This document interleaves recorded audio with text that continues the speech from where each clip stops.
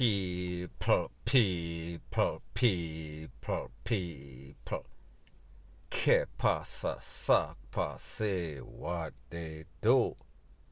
Now, people, this is about the life and the tragic passing of a young youth, only 26-year-old, government name Stephen Stewart, Stuart, more affectionately known as Stewie by most of his friends. He was an employee at the wharf. Now, people, I am going to tell you exactly what happened when Mr. Stewart lost his life, and also give you a little background and why Mr. Stewart ended up in the place in which he ended up and eventually losing his life. Now, people, on Friday evening, at about 1:30, Mr. Stewart was in the Dunkin' Donuts, you know that franchise in America, in the Bronx. He was making an order along with other persons. As a matter of fact, he was in the line.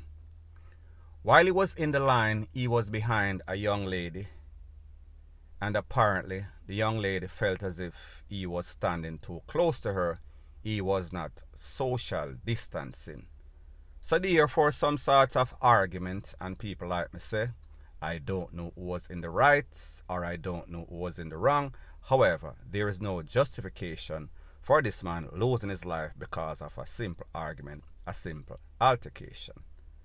Based on the information, it is said that when he left, or the young lady left, there was still an argument outside.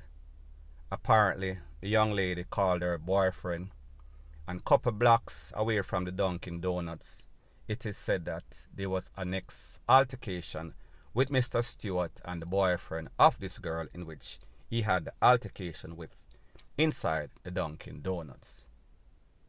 This altercation went from verbal to physical, wherein the boyfriend pulled the tool upon him and blazed him up. He was hit in the middle section of his body, in the stomach, somewhere around there. He was found unconscious when the paramedics came on the scene and the po-po. So people, we say that this is a very tragic ending to this youth's life. Only 26-year-old. He has only been in America 3 months or so. He actually went to America in December of 2021. Now, people, here is where the tragedy gets even worse. Based on the information, it is said that this youth, he is from a place called Pineland. Back in late 2021, there was a big gang war, gang feud, as it pertains to dark side and genocide.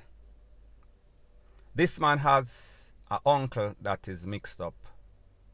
A whole bunch of persons' name was getting called up. A whole bunch of persons were losing their life. So therefore, there was a mass exodus. And people, when I say a mass exodus, I don't know if this were some of the gangsters, some of the suspects, or there are just family members. Because here's the thing. Mr. Stewart was an employee at the wharf. Mr. Stewart was no sort of gangster. Mr. Stewart did not fire any sorts of tool. However, Mr. Stewart was linked indirectly through an uncle that was a part of the mix-up. Now, people, I cannot tell you that yes, the uncle was not a gangster, or yes, the uncle was a gangster. What I can tell you is that the uncle's name was being called up. So therefore, the family felt as if it was in his best interest, just for safety and security caution, that him take for himself. It is said that a group of people from that place, they left and they took the unorthodox routes to America.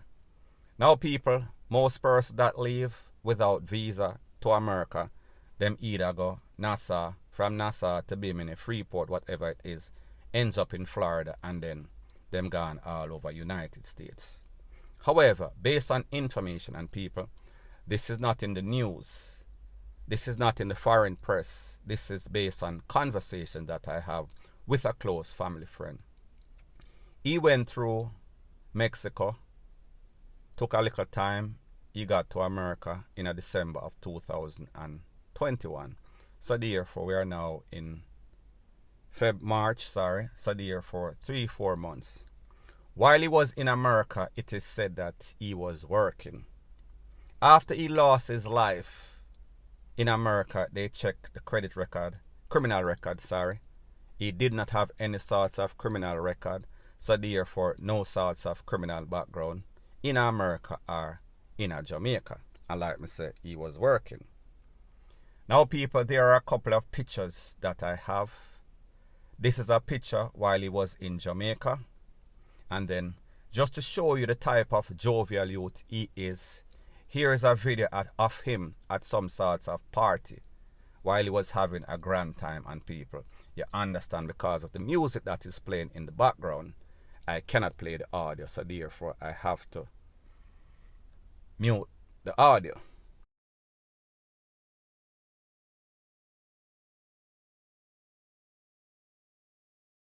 So people, you see in this video a very jovial youth. He was partying like most Jamaicans at the age of 26.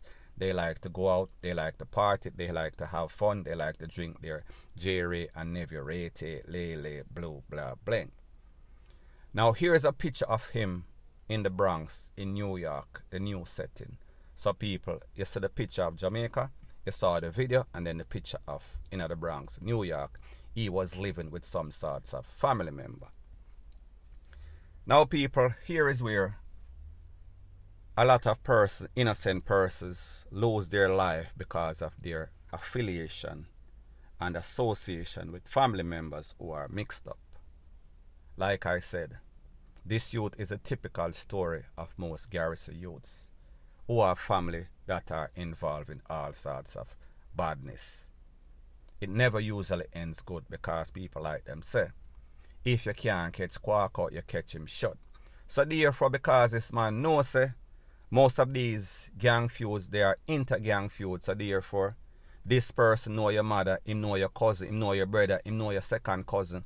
He knows the whole family tree. So therefore, if them have a problem with your family member and them know you, if them can't catch Quark out, them are going to look for you. So therefore, this youth knows say, even though the people them know say, listen, I am a working man, I work at the wharf, I am presently or was employed at the wharf. It does not make you any least likely of a target because of your working habits. You do not have to be gangster. You do not have to be firing any sorts of shot. The simple fact that you come from the garrison, the simple fact that you're a family member, you're next of kin, you are related in some way, directly or indirectly, it makes you a target. So people like me say, isn't it very ironic, isn't it kind of strange that this youth was doing all the right things? However, he was linked to a place in which genocide and dark side was in some sorts of conflict. His family member was on one of those sides, meaning he was either genocide or dark side. Based on information that I got, the family member, the uncle, he was linked, he was in it big time.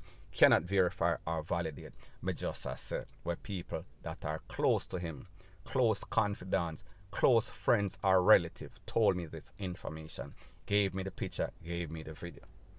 So people, isn't it very strange that he ran from a violent place, Painland, from some sort of gang feud, and then he went to America, Bronx, which is supposed to be a more tranquil place.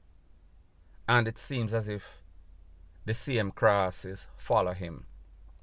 It seems as if he ran away from a life of a possible DEATH sentence, and then he went to America, which is supposed to be a place that is more tranquil. And people, don't get it twisted, don't get it misconstrued. When you hear about Brooklyn, Bronx, New York, certain places, they are just as violent, because certain criminal elements, whenever them leave from Jamaica and them go America, they get involved just the same. Also, you have a whole lot of riffraff, a whole lot of gangsters that are there, point blank and period. And people, the truth is that nobody knows exactly what transpired. Based on video evidence, it is said that while this girl claimed that he was close marking her, Video evidence proved otherwise. It proved that he was at least 6 feet away from her. He was not close marking her. So people, it seems as if the devil kind of possessed this young lady on that day at about 1 something when she called the boyfriend, and then the boyfriend being a JACKASS. He decided to keep up and follow up with the FUCKRY that this girlfriend was doing. So therefore, when she called him, instead of being a man, instead of being a person that is not full, instead of being a person that is not a press button, he decided that he was going to come and press the trigger and take away this person because his girlfriend say. So people, if that is not the perfect example of being a yes man or being a press button, I don't know exactly what is. Now people like me say, you have some American, they don't like Jamaicans, vice versa. So it might have been some sort of feud between Jamaican and American. I cannot verify or validate, but me just say. It is sad to see that this youth left from Jamaica, a violent community. He went to America, a place that is more, or supposed to be more tranquil, and he ended up losing his life. The same thing that he was trying to avoid from the start. Point blank and period. So anyways, people, that is my views on the whole thing as it pertains to that. And like me say, it is just my views and opinion. It is not the gospel. Your views and opinion can be respectfully different from mine. But let me know what you think in the comment section. Bless up.